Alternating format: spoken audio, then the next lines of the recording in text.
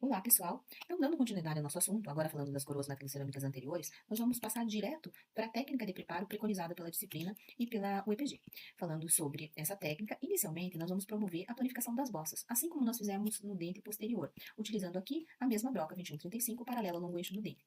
Verificando que para o dente anterior, essa extensão de preparo será mais reduzida em relação ao terço incisal, porém vai se estender até perto do terço cervical.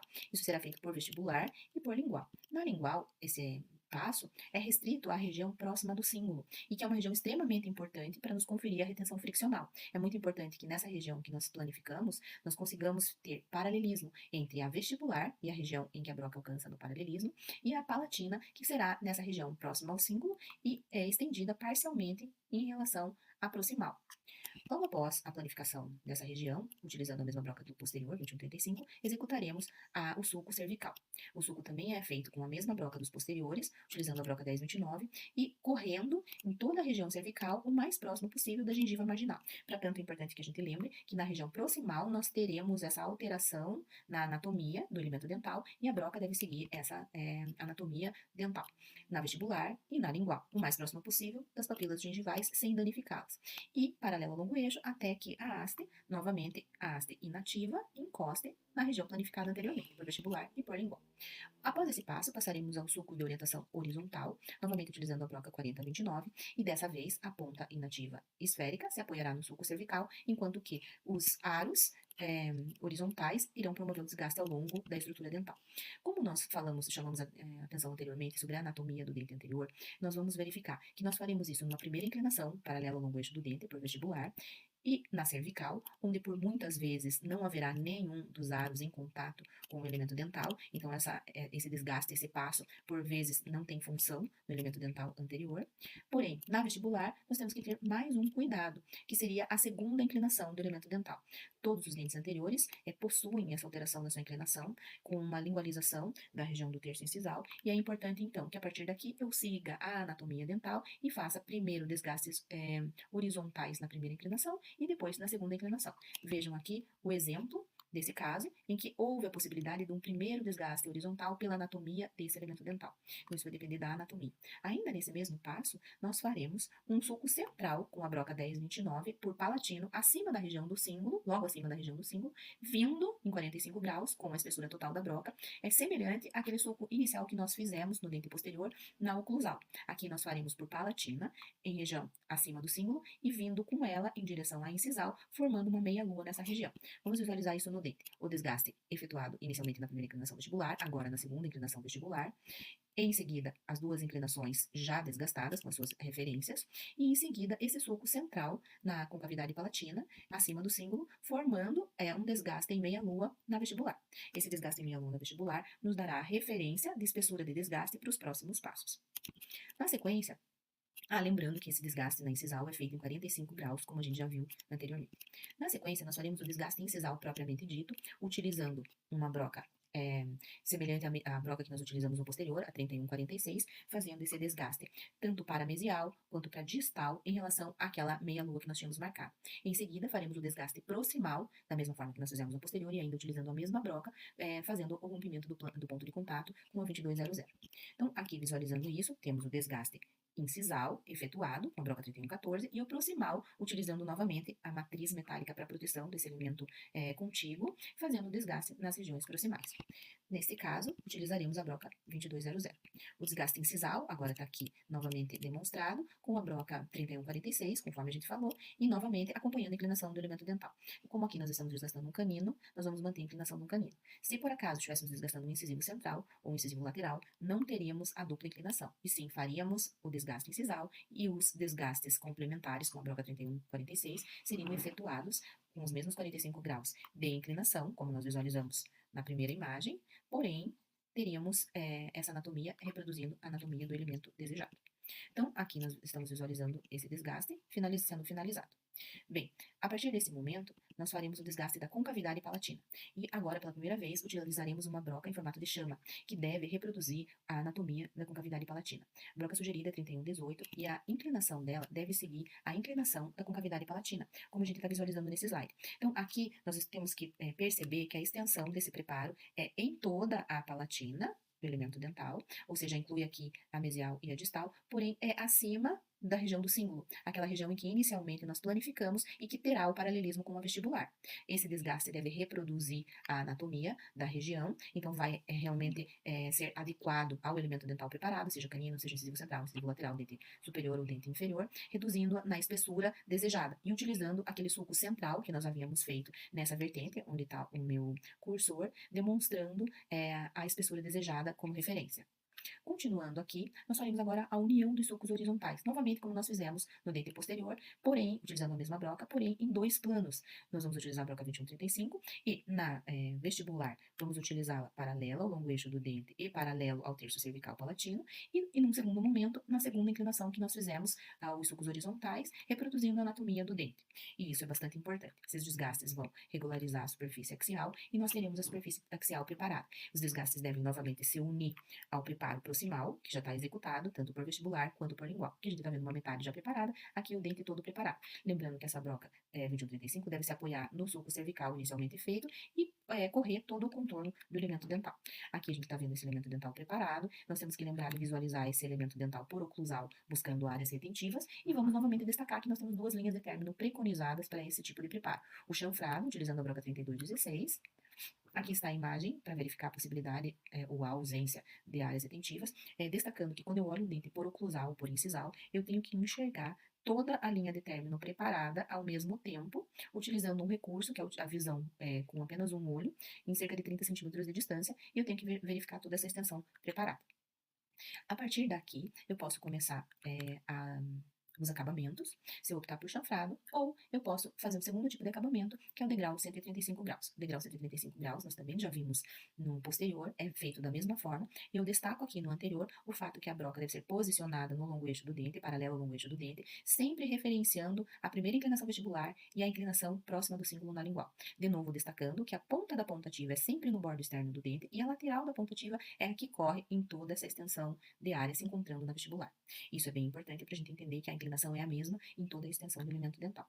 Por que nós utilizamos o degrau inclinado a 135 graus? Porque foi preconizado por Kuata, que determinou que esse tipo de preparo é o que melhor acomoda os três materiais utilizados: metal, cobre metálico, opaco e porcelana de cobertura, numa menor espessura e numa menor profundidade no interior do sulco. Então, quando eu falo sobre essa questão, eu estou destacando para vocês que nesta região aqui eu tenho a linha de término, o ângulo, a partir daqui continua a construção do preparo da prótese, e aqui eu vou ter 0,3 de metal, eu vou ter 0,2 ou 0,25 de opaco e 0,21 de porcelana numa profundidade intrasulcular ou subgengival em torno da profundidade do sulco, da média do sulco real histológico. Então, eu vou ter estética, porque quando emerge do sulco, quando eu estou enxergando já isso, o perfil de emergência na região gengival, eu já obtive essas espessuras com um menor desgaste, com um desgaste menos invasivo da estrutura dental nessa região. Por isso, esta é uma linha de término proposta pela disciplina de prótese fixa. Olhando isso no elemento dental preparado, nós estamos visualizando aqui no elemento dental preparado, levando esse término para a região subgengival, dentro do limite proposto de meio milímetro.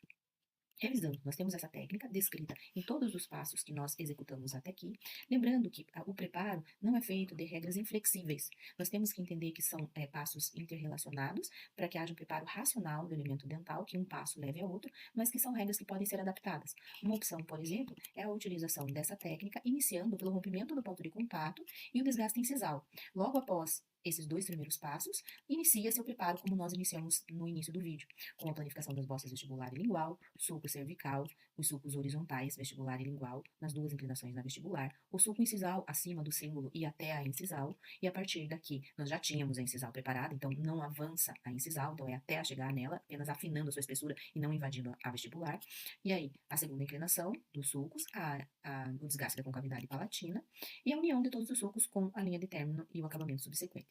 Podemos ainda inverter esse passo e já quando utilizamos a broca do sulco cervical, já fazermos ao mesmo tempo o sulco incisal e a partir daqui fazer os sulcos horizontais na primeira e na segunda inclinação, de forma a utilizar as brocas mais racionalmente. Então, são sugestões e adaptações que podem ser executadas para o preparo do elemento dental, para metalocerâmica. Se nós temos um dente muito longo, como por exemplo uma linha cervical, em que toda a extensão, todo o comprimento da broca não permite chegar até próximo da cervical, nós podemos fazer um limite cervical com um sulco cervical próximo do comprimento total da broca troncocônica a ser utilizada e posteriormente fazer o preparo dessa região adaptado a, com os passos finalizados, adaptando essa região ao preparo feito inicialmente. Lembrando que a partir daqui nós teremos uma redução de 1,5 a 2 milímetros na incisal, então a broca chegará com mais facilidade a essa região. Ainda pensando nessas preocupações, nós temos aqui as, desculpem, as inclinações sendo revistas, lembrando que nós precisamos seguir a dupla inclinação dos dentes anteriores, com as espessuras descritas aqui na parte esquerda do nosso slide, lembrando que 0,6 só serve para a gente se por acaso nós mantivermos essa região somente em metal, e lembrando que nós vamos seguir essa anatomia do elemento dental, respeitando a área de papel. Enfim, um problema que a prótese metalocerâmica pode apresentar é o acinzentamento dessa região cervical. E essa complicação estética pode ser muito significante para esse tipo de prótese. Pensando nisso, em como solucionar essa questão, houve uma ideia que seria eliminar o metal dessa região cervical, para que a transmissão de luz ocorresse de forma diferente, porque o metal ele absorve essa luz e reflete mais escuro. Então a ideia é remover o metal dessa região, permitindo que aqui haja o metal somente, e na região cervical do preparo a gente tem apenas porcelana, de forma a refletir a luz mais naturalmente. Então, inicialmente nós temos essa situação em que esse preto metálico vem até a borda da restauração, nós percebemos aqui a linha de término, aqui o preparo e aqui a continuidade do material, e natural, isso é metalocerâmica convencional, e temos pensando nisso algumas alterações, inicialmente com o metal indo somente até a borda, até o finalzinho da cervical, mas não mais até a borda, e aqui já tendo o opaco sendo aplicado nessa região e a porcelana sobre ele, ou novas modificações em que se incorpora uma massa de ombro cerâmico, e essa massa de ombro podendo se estender a toda essa região cervical, ou podendo nessa região cervical a gente ainda ter uma aplicação de opaco. Quando nós fazemos essa modificação, toda essa região cervical recebe somente porcelana, e isso faz com que a gente tenha uma reflexão de luz e um comportamento muito mais natural dessa prótese. Essas modificações são indicadas para neutralizar o halo cinza, essa região da gengiva ou da cervical, sem perder resistência desse material.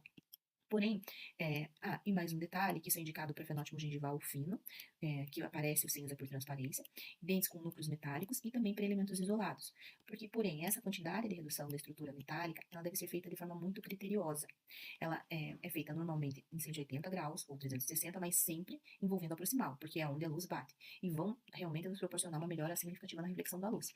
Porém, a parte criteriosa é que a resistência à fratura é diminuída com isso, sendo mais indicado uma redução de meio milímetro ou até 1 milímetro, de uma forma mais segura. A gente também tem que considerar que aumenta ou pode aumentar o número de queimas, e isso pode interferir nas propriedades mecânicas da porcelana, inclusive gerando a possibilidade de existirem poros que ficam armazenados dentro dessa estrutura cerâmica, podendo levar a cracks posteriormente.